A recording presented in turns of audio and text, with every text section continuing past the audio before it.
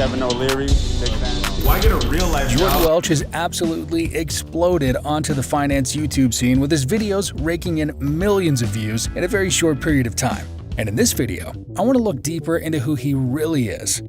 His come-up story. Does it check out? How did he really make his money? Is he an absolute fraud? Or is he just an up-and-coming YouTube finance channel legend? Although he recently had his big break and it seems like he came out of nowhere, Mr. Welch has been on the YouTube grind for now over 4 years. In the first video on his current channel, published on November 5th of 2017, he takes a deep dive into what is e-commerce and provides some righteous free game, no kizzy. But his entrepreneurial journey starts long before this channel. Growing up in a single-parent household in a small city in Florida, Jordan did not have a lavish childhood. Having to watch his mother work extremely hard to provide for his sister and himself instilled an extreme work ethic into young Jordan. His childhood consisted of playing video games and watching YouTube. Seeing kids just a tad bit older than him have successful channels inspired young Jordan and led him to receiving his first camera for Christmas. Not thinking so much of it, he started filming silly, goofy videos of his friends and him, and although a year later he didn't see much growth, I know we haven't made a video in about 3 months. It did lead him to learning a ton of valuable skills. Skills which he then transferred over into creating gaming content, which was a well-established YouTube genre at this time in 2012. His Call of Duty trickshot videos was what made him his first bit of money online. Eventually, this led him to landing a position in a gaming clan where he would get paid to edit videos. He spent this new money on clothes and fashion, which is where he got the idea to start his next big idea, a clothing brand. At the age of 14, he launched Retrospect, his very own clothing empire. After creating a website, Facebook page, and some mock-ups, he had a local print shop create his first batch of shirts, which he then sold out to his friends and family. Major toast. More wins, more success, more blessing. He used the money for a second batch, but unfortunately, did not have the same success, and after a few failed attempts, he let go of his fashion designer dreams. But not his dreams of making money online. With young ambition and resilience at his side, he bounced back to get in the shoe flipping game, and this was the cash cow that made him his first $1,000. At this point, he was 16 years old and proceeded to use his shoe flipping profits to host a shoe convention in his small town, which ended up being a success with a line out the door and over 200 people in attendance. Now, although the event was a huge confidence builder at first, it actually ended up losing money for Jordan and was not a profitable venture. This crushed him, to the point where he took a break from entrepreneurship for about a year and a half.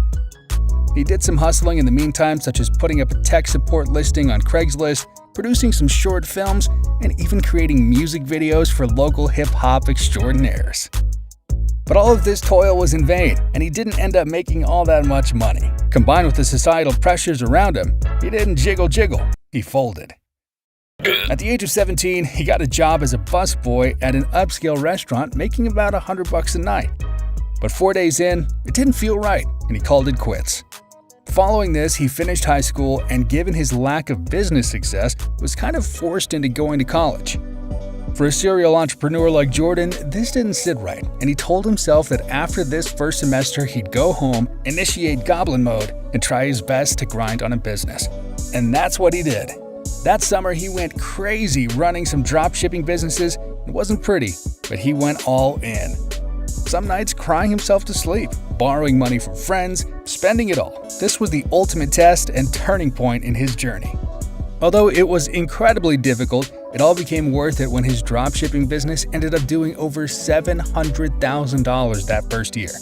This allowed him to move out, drop out of college, and live a life he was truly proud of. The following years consisted of him crossing multiple 7 figures in revenue, moving to LA, meeting his heroes, helping others, and hop back on YouTube, where he would go on to get his first 100,000 subscribers. At this point, he started his dropshipping related software, continued running his e-commerce business, and creating content for his YouTube channel. Eventually, he began branching out from his regular e-commerce niched content to a more broad, entertaining style of all things business related.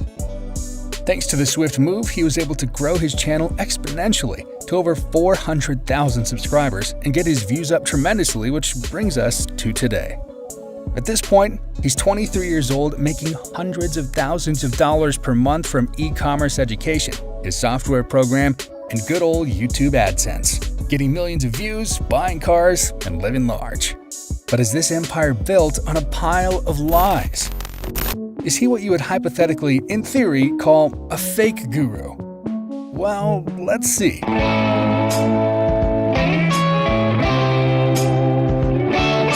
Looking at his early e-commerce tutorials, you can see Jordan having a solid level of expertise and being confident what he was talking about.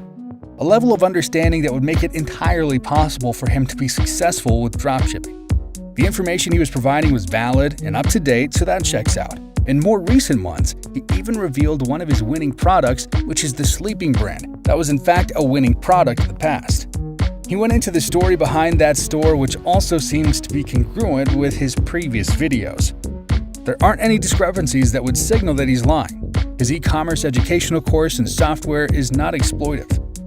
He doesn't use fake webinars and shady marketing tactics to shove it down his audience throats, so that's also very noble. It would be very easy to get exploitive at this stage of his career.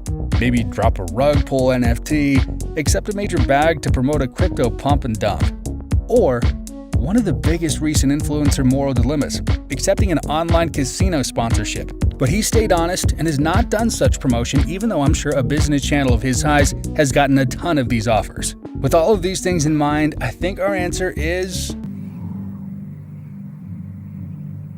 no. Jordan Welch seems to be an honest, young, ambitious content creator with a bright future ahead. I don't think we'll be seeing him featured on a CoffeeZilla video anytime soon. I'm very curious to hear your guys' opinion, thoughts, or suggestions for the future in the comments. This is my first video on this channel, so dishing out a quick sub would mean the world to me. And I hope that you have a phenomenal rest of your day.